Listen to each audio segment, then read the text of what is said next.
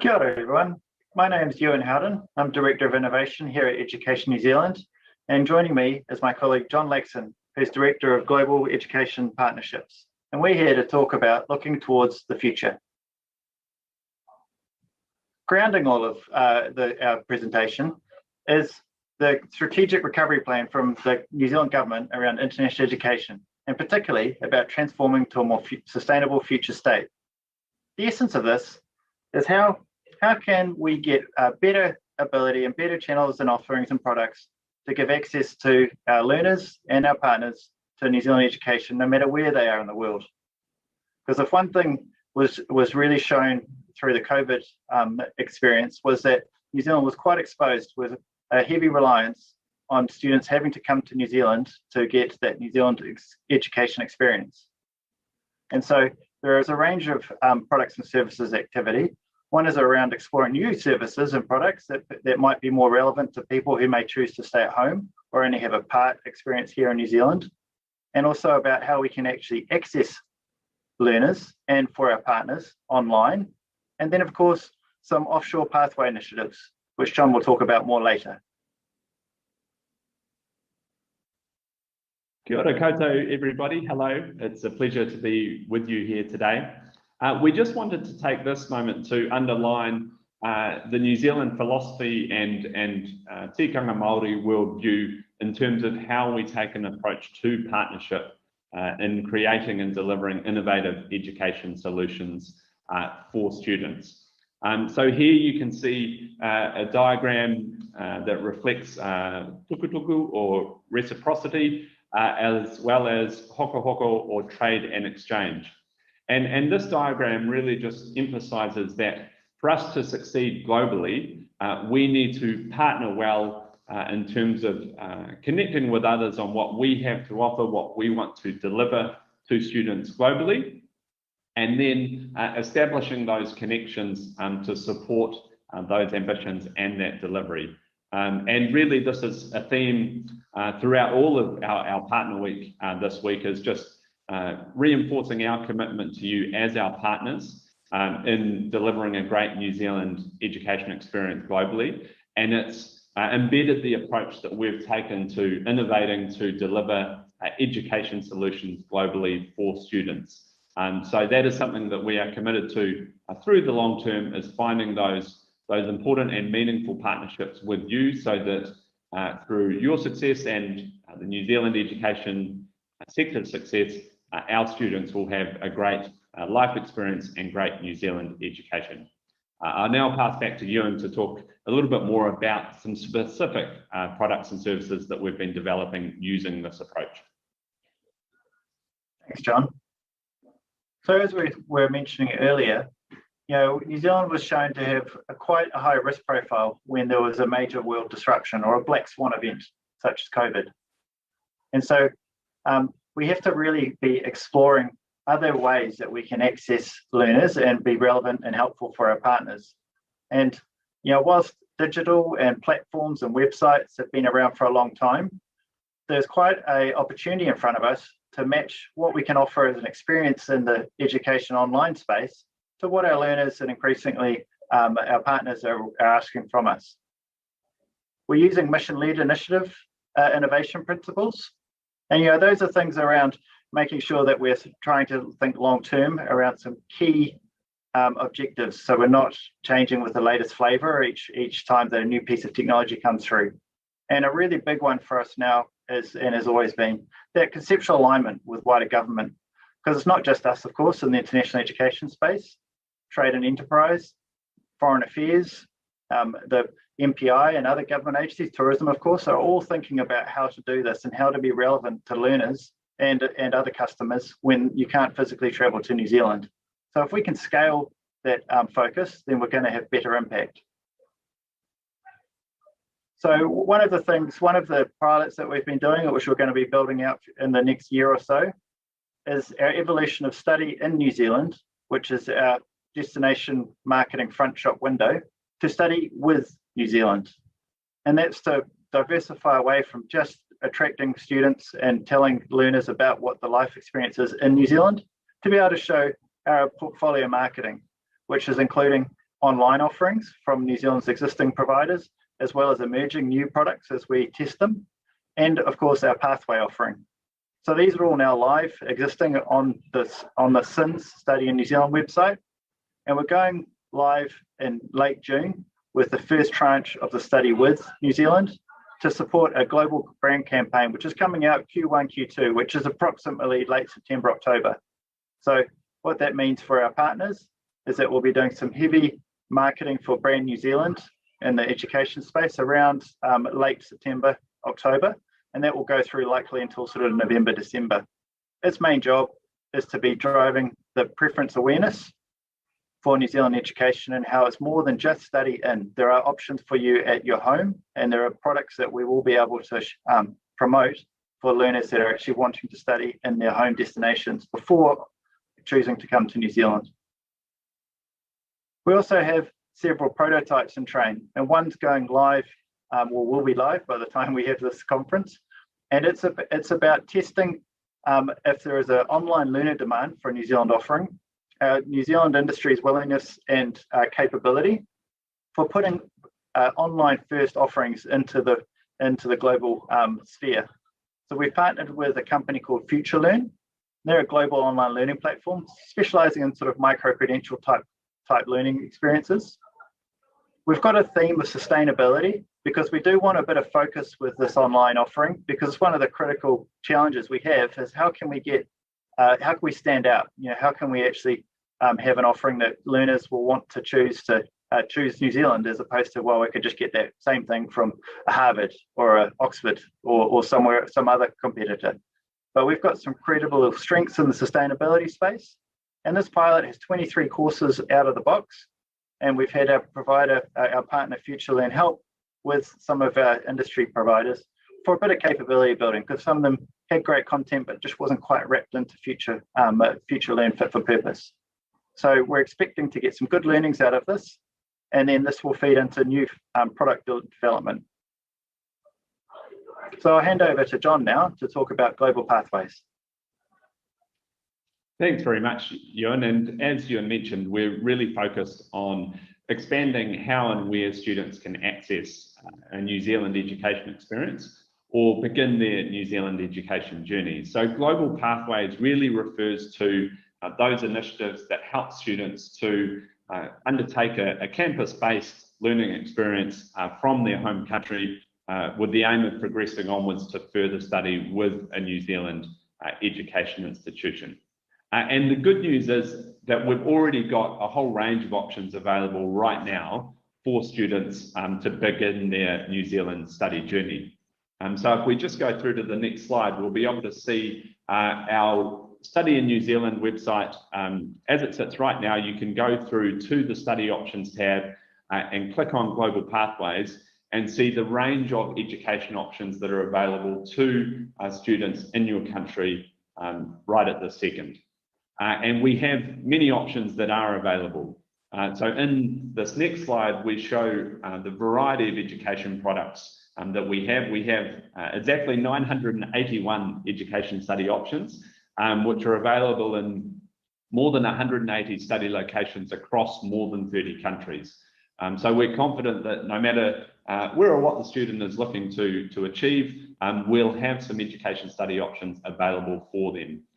The bulk of those study options are pathway qualifications. So that means that once they have achieved that qualification through a recognised education institution in their home country, they will meet the requirements to enter directly into an undergraduate or postgraduate degree program with a New Zealand university. We also have articulation options whereby the learning that the student undertakes with that institution in their home country is recognised and credited towards the achievement of a New Zealand undergraduate or postgraduate qualification, mostly undergraduate degree qualifications.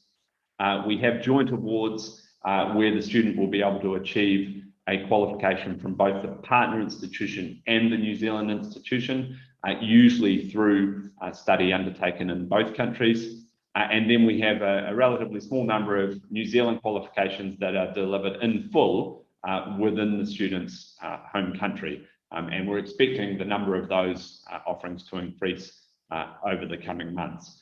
So as you can see, quite a wide range of study journeys that we're catering for. At this stage, these listings are available for progression onto our university sector, but we're actively exploring how we can expand this offering for students that may be looking to progress towards another part of our New Zealand education sector beyond the study they undertake in their home country. So that's a little bit of what we have on offer right now. In terms of where we're looking to go through to in the future, really our vision and the vision which has been supported by the Education New Zealand Board and by the New Zealand Government through the recovery strategy is to establish New Zealand education centres globally, which will provide an authentic New Zealand education experience internationally. Now, what does that mean? It means that students will be studying education programs that are designed specifically to progress them onwards to further study with a New Zealand education institution.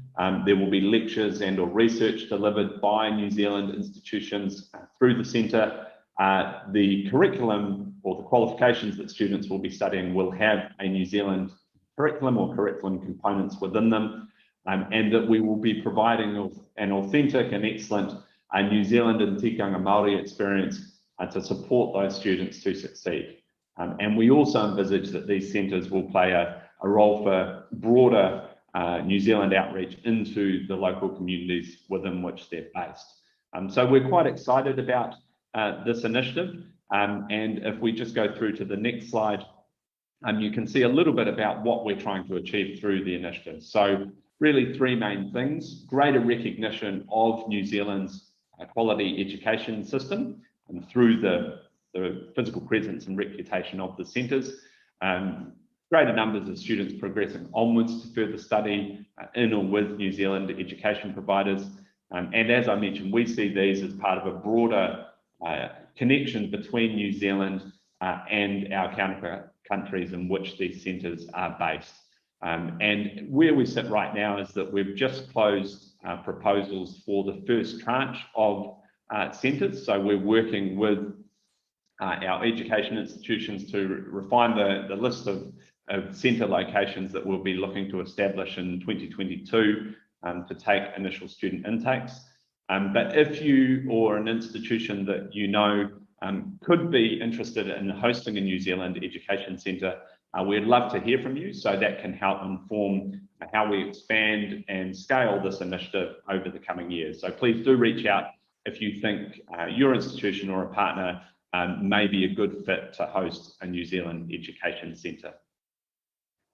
So now just wrapping up our conversation for today, just a message to all of our partners listening in today. These initiatives are really designed to support you and to support your students and our students to access a New Zealand education, regardless of the COVID-19 global travel situation. And so we recognise that students want to get started, want to progress their global education journey. And so these initiatives are really about reflecting that, around meeting that need. But importantly, we also believe that these sorts of education options and these sorts of study journeys are here to stay and will be an increasingly important part of the global education system, and for us will increasingly complement the excellent student experience that we offer within New Zealand. So a final message to our partners, and reflecting the theme of this Partners Week, we welcome your partnership as we progress these sort of initiatives, whether that's through partnering to deliver education solutions for students in your country, whether it's promoting, supporting or counselling students to access these study options. And we know our education institutions are thinking very hard and finding creative ways to incentivise partners to connect students to these sorts of study options. So if you do think you have students that may be interested, please get in touch with the education institution who is offering those education study options. Or more broadly, if you have ideas around education technology or platform solutions that could benefit New Zealand and our education sector, please get in touch with Ewan and I, and we'd love to have those conversations and see what sort of exciting new experiences we can provide to students however and wherever they might want to start their New Zealand education journey. Thanks very much for spending some time with us today. We'd now love to hear any questions that you may have, so we can discuss those in the remaining time we have in this session. Kia ora. Kia ora, John and Ewan. Thank you very much for that insightful presentation and for logging in live to this Q&A session. And as well, thank you very much to all of our attendees who are logging in across Asia. We do have a number of questions coming through, which we'll attempt to cover off as much as possible in the next 15 minutes. It's great to see there are some really positive comments coming through the Q&A with some email addresses from people who are interested in partnering with Education New Zealand and our education sector, so we can absolutely make those connections moving forward. I'll start with this question. This one's for you, Ewan. What do you describe as looks like a massive open online course? Are you able to, which obviously there are some already, are you able to explain what will be different beyond being are you able to explain how this New Zealand product sets itself apart? I think you did touch on that during your presentation, but if you can also highlight that here as well. Sure thing. Kia ora, everyone. It's a pleasure to be here. So we are in a phase of prototyping and testing. And what we're doing there is testing both how we deliver the product, but also what is the value proposition that's going to resonate in the virtual space. Because we're pretty clear on what the value proposition is when people are here in New Zealand, but the virtual space is quite different. And so that's what we're testing at the moment. And as I mentioned in the preview, in the presentation, sustainability is one, and a niche within sustainability. And then we're exploring further prototypes in the coming year. But that's our approach. We're testing what can we credibly be known for and have some value to add to learners online. Thanks, Ewan. There's a question here which we get asked very often out here in Asia. Does the investigation into other sectors for online learning refer to secondary education, or perhaps include secondary education? Thanks, Ben. Do you think that's a secondary sector or as a secondary school for secondary schools? Okay. Online learning? Okay, thank you. This is not my area of expertise, but I can certainly offer a view of what I understand the situation is. That our current government is exploring the same thing. What does the country want to offer in the online space versus a physical space? And currently there's some discussion at the policy level about what the secondary school sector will be able to do and what it won't be able to do, and that's a live discussion at the moment. Thanks, Ewan. There's another one here which I'll hand over to you, John. It says, thanks a lot for this interesting and informative session. With your strategy of promoting the cross-border education initiatives, such as in the case of the articulation or joint degree awards, what are the quality assurance measures that are in place to assure the quality of education that students receive in the context of the pandemic? And how have these assurance practices been shifted for this mode of delivery? Yes, certainly. Thank you, Ben. And a great question. So there are probably two components to answer that question. One is in terms of the academic quality assurance arrangements, those are held with the relevant New Zealand institutions. So for example, if there's a joint program delivery, the New Zealand university that's supporting that joint program delivery will have that arrangement approved through the relevant New Zealand quality assurance bodies, the Committee for Academic Quality Assurance, which is called QAP in New Zealand.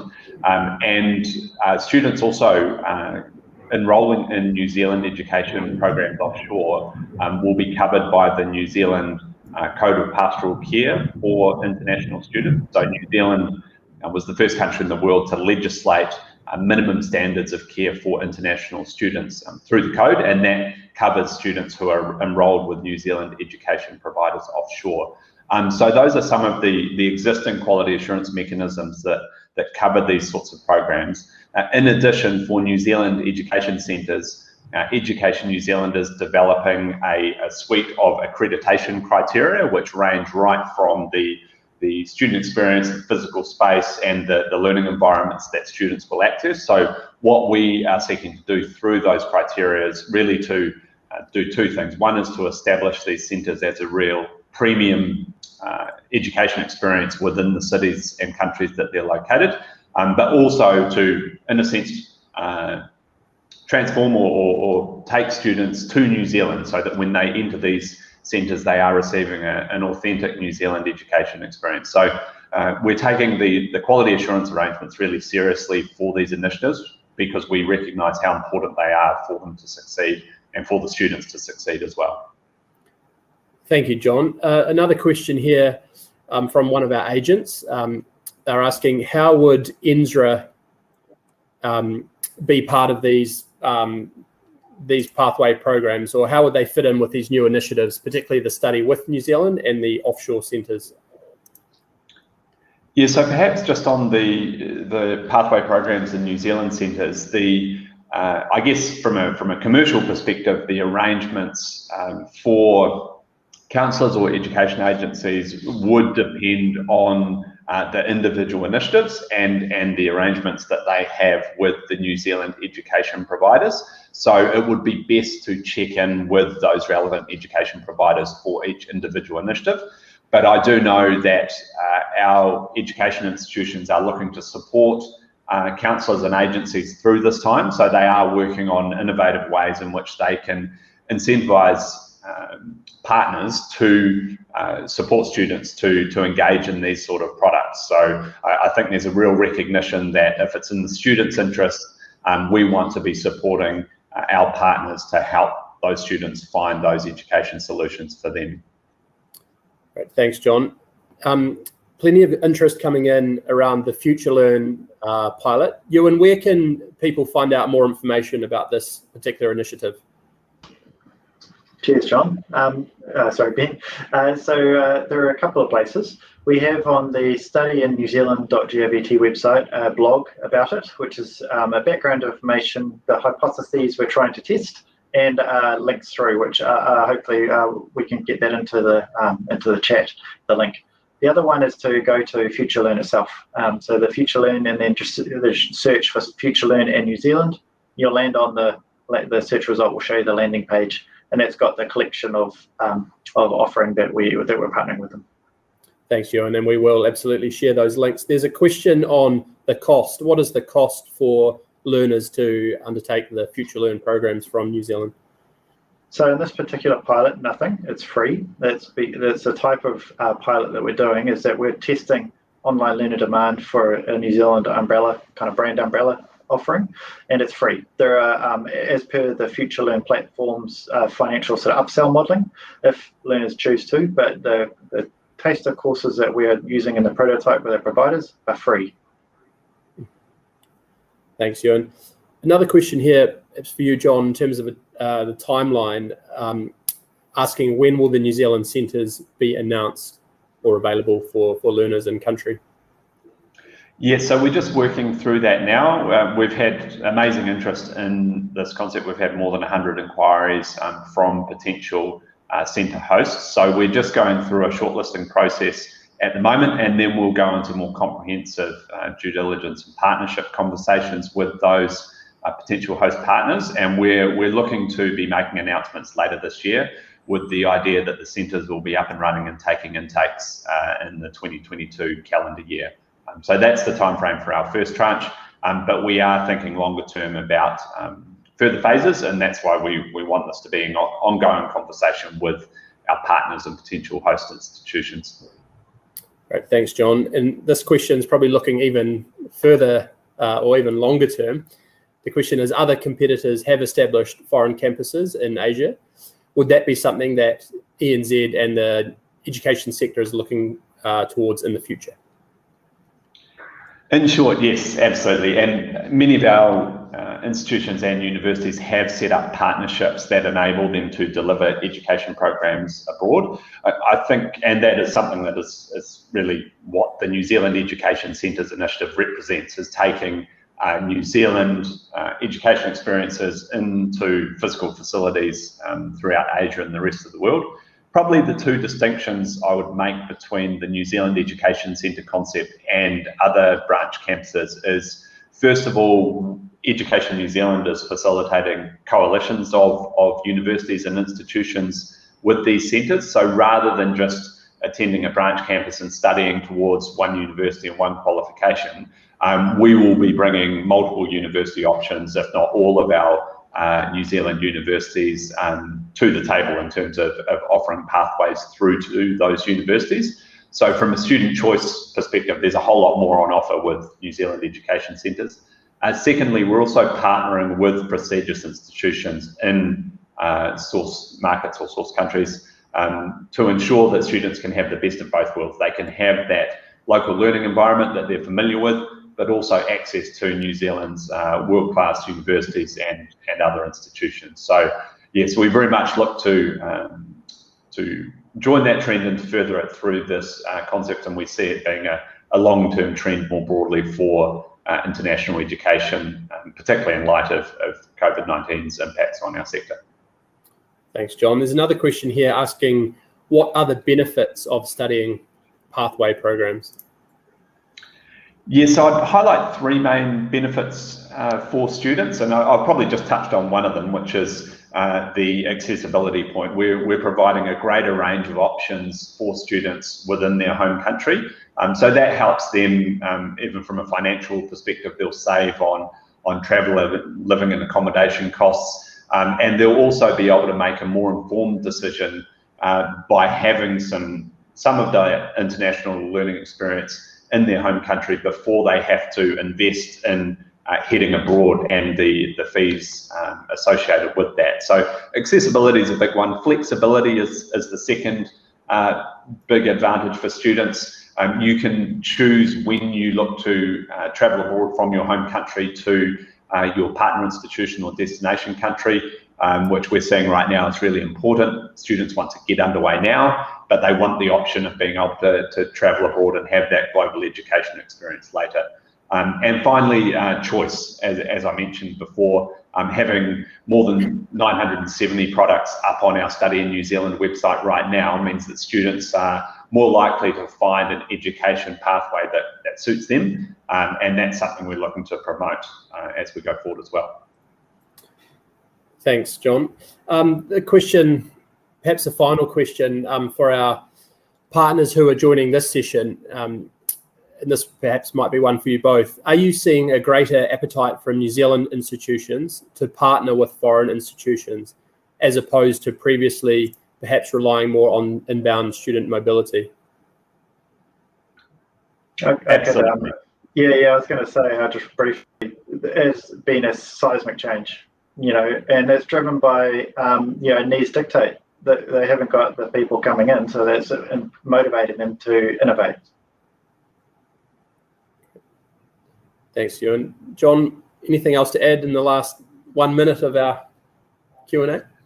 No, just completely reinforce Ewan's point, and I think the other point is that New Zealand, just through who we are and how we've evolved as a country, partnering with others abroad and having that reciprocity and that exchange embedded in the way in which we work with others is something that you'll see throughout all of these initiatives. So just a final message to the partners is thank you for that support, and please do reach out if you think there are ways in which we can add value to students going forward. So I look forward to continuing those partnerships.